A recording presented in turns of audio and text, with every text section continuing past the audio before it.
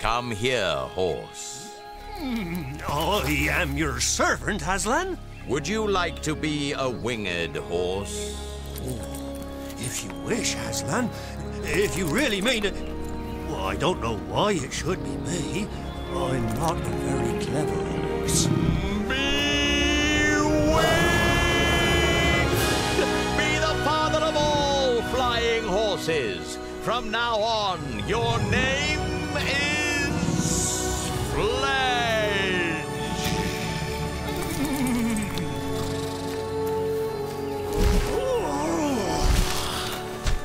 Well now, good heavens, look at that. He flies. Is it good, Fledge? Oh, it is very good, Aslan. Will you carry this little son of Adam on your back to the mountain valley I spoke of? What, now? At once? Hurrah! Come on, little one. I've had things like you on my back before. Long, long ago, when there were green fields and sugar. What are the two daughters of Eve whispering about? What? Oh, sorry. If you please, sir, I think the little girl would love to go too, if it weren't no trouble. What does Fledge say about that? Oh, I don't mind too. Not when they're little ones. I hope the elephant doesn't want to come as well. I'll help you up. Diggory, up you go. Oh, thank you. Right, now you, Polly. Come on, Polly. Thank you, Your Highness. Oh, stop that. Oh, there you go, Strawberry. Fledge, you're off. Do not fly too high. Do not try to go over the tops of the great ice mountains. Look out for the valleys, the green places, and fly through them. There will always be a way through.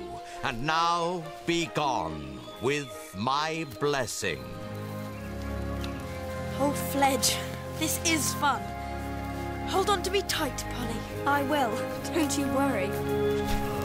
Away we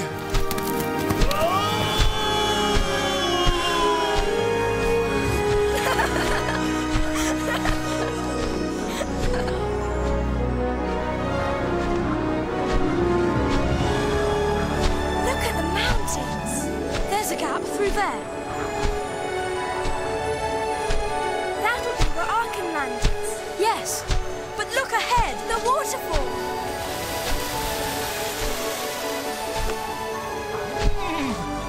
We'll have to do a bit of zigzagging here. Hold on tight.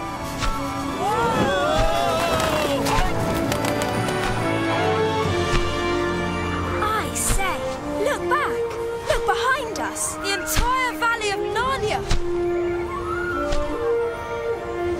It's so beautiful. I wish we had someone to tell us what all those places are. I don't suppose they're anywhere yet. I mean, there's no one there, and nothing happening. The world only began today. But people will get there, and then they'll have histories.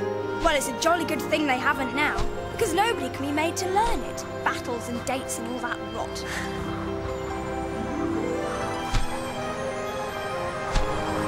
It's cold up here. My wings are starting to ache. There's no sign of the valley with the lake in it, like what Aslan said. What about going down and looking for a decent spot to spend the night in? Shan't reach that place tonight. Yes, and surely it's about time for supper.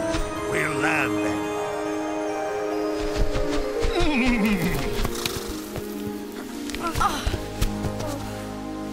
I am hungry. So am I. Oh, plenty of grass around. Help yourselves.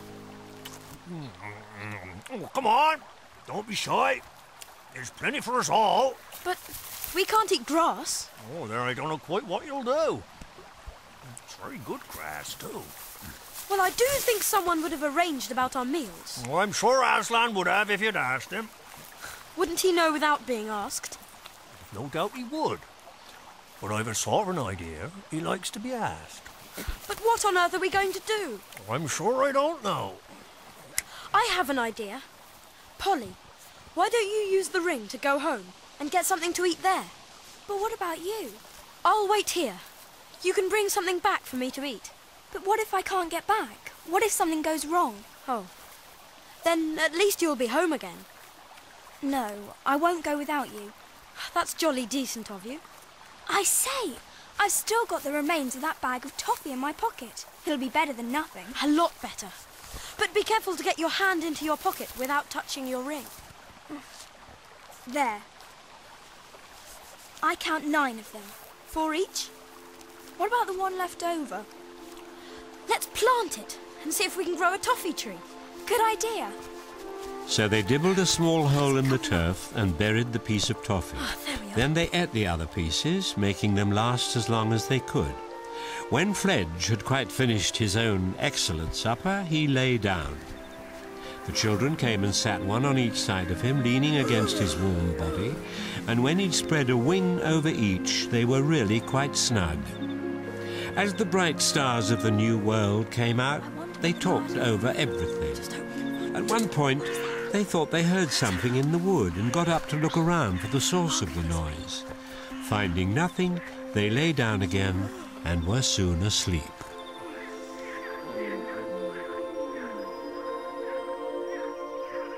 The next morning, Diggory and Polly were excited to find that the piece of toffee had grown into a tree. Its leaves were whitish and rather papery, and it was loaded with little brown fruits that looked rather like dates.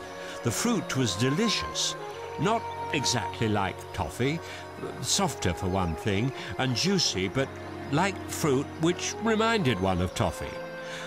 Fledge tried some, but said he preferred grass at that hour of the morning. Then, with some difficulty, the children got on his back, and the second journey began. It was a wonderful ride.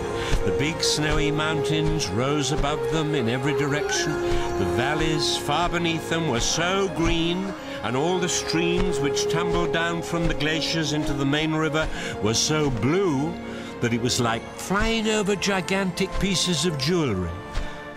Quite soon they were sniffing the air for a heavenly smell, warm and golden, as if from all the most delicious fruits and flowers of the world was coming up to them from somewhere ahead. It's coming from that valley with the lake in it. So it is. And look, there's a green hill at the far end of the lake. And look how blue the water is. It must be the place. And it was. Now all we have to do is walk up to the top of that hill. Will you be all right, Fledge? It won't be an easy climb. I'll use my wings to help balance me. Go on. All round the very top of the hill ran a high wall of green turf. Inside the wall, trees were growing. Their branches hung out over the wall. Their leaves showed not only green, but also blue and silver when the wind stirred them. When the travellers reached the top, they walked nearly all the way round it, outside the green wall, before they found the gates. High gates of gold, fast shut, facing due east. Written on the gold, with silver letters, were the words, "Come in by the gold gates, or not at all. Take of my fruit for others, or forbear. For those who steal, or those who climb my wall, shall find their heart's desire, and find despair." What do you think it means? Take of my fruit for others. Well, that's what I'm going to do. It means I mustn't eat any myself, I suppose. I don't know what all that jaw in the last line is about, though. Come in by the gold gates. Well, who'd want to climb a wall if he could get in by a gate? If one can get the gates open. This is obviously a very private place. I think only those who are invited may go in. We'll wait out here then. Yes. All right. But how am I supposed to open the gates? Perhaps you should try touching them. You mean like this? Oh, I say. Well done, Polly.